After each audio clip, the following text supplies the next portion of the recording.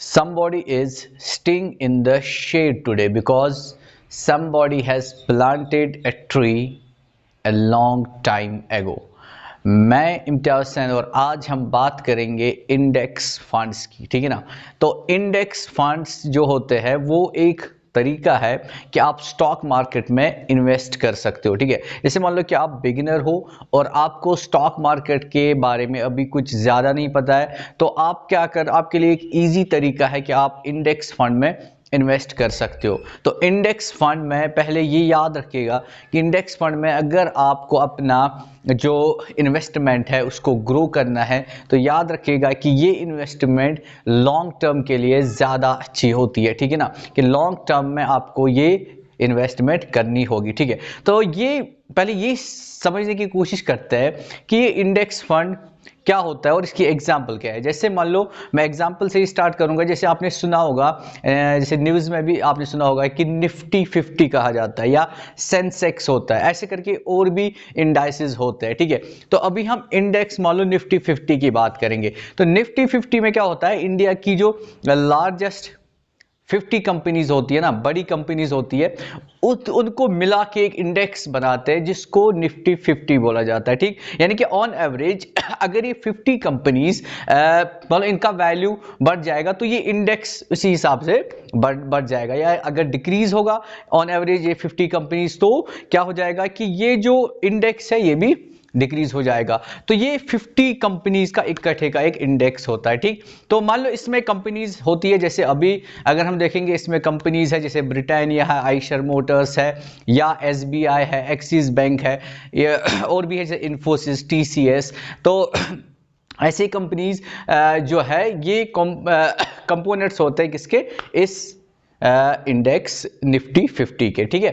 अब इसमें हम क्या चाहते हैं, हम चाहते हैं कि हम इसमें इन्वेस्ट करें। तो पिछली वीडियो में भी मैंने आपको बोला था कि अगर हम इसमें इन्वेस्ट करेंगे तो हमें रिटर्न कितना मिलेगा। तो रिटर्न मैंने बोला था कि जो इसमें हमने पिछला जो हिस्ट्री देखा है, हमने हिस्ट्री जो इसकी ये है कि अप्रोक्सीमेटली 15% का रिटर्न हमें इससे मिलता है, ठीक। अब इसमें जो हम पैसे लगाएंगे तो पैसे कैसे लगाने, ठीक है। जैसे देखो अगर ये 50 कंपनीज है तो अब आप क्या करोगे, हर किसी कंपनी का उस वेटेज के हिसाब से, एग्जैक्ट रेशियो के हिसाब से आप क्या करोगे, उसको खरीदोगे। लेकिन ये थोड़ा मुश्किल है कि ऐसे खरीदना कि अलग अलग 50 कंपनी। और सेकंड, मान लो हमारे पास जो अमाउंट है वो मान लो छोटा है, तो हम क्या करेंगे कि अगर मान लो हम 5000 या 2000 से हमने स्टार्ट किया तो ये सारी कंपनीज तो 2000 या 5000 में तो नहीं आएगी। इसलिए क्या होता है, फंड हाउसेस होते हैं जो कि ये फंड्स निकालते हैं। जैसे मैंने बताया निफ्टी 50 का फंड होता है, तो वहां पे हम क्या करते हैं, वहां से खरीदते हैं, ठीक है।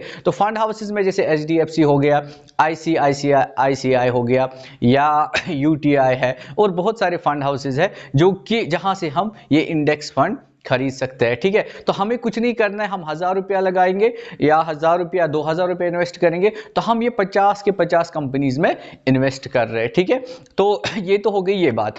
अब ये है कि इसका जो अगर हम देखेंगे फायदा ऑन लॉन्ग टर्म तो कितना है, ठीक है। तो लॉन्ग टर्म का जो फायदा है वो इसलिए ज्यादा है क्योंकि यहां पे जो यूज होता है कंसेप्ट जिसको बोलते हैं पावर ऑफ कंपाउंडिंग। अभी कंपाउंडिंग क्या होता है, आप ऐसे समझिए कि कोई है जिसकी एज मान लो 20 ईयर्स है, तो 20 साल जो उसकी एज है तो उसने क्या किया, उसने 1 लाख रुपया क्या किया, इन्वेस्ट किया, ठीक है ना। तो अब मान लो जब उसकी एज हो जाएगी 50 ईयर्स की, तो 20 में इन्वेस्ट किया कहां तक, 30 तक, तो मान लो ये कुल कितने साल हो गए, 30 ईयर्स की गैप हो गई, ठीक है ना। तो इसके बाद कोई इन्वेस्टमेंट नहीं की, बल्कि खाली हम ये एज्यूम कर रहे हैं कि उसने 1 लाख रुपया इन्वेस्ट किया। तो अभी यहाँ पे एग्जांपल हम पकड़ते हैं सिंपल करने के लिए, मान लो उसको जो रेट ऑफ रिटर्न मिलता है ना वो रखते हैं हम 26%, ठीक है ना।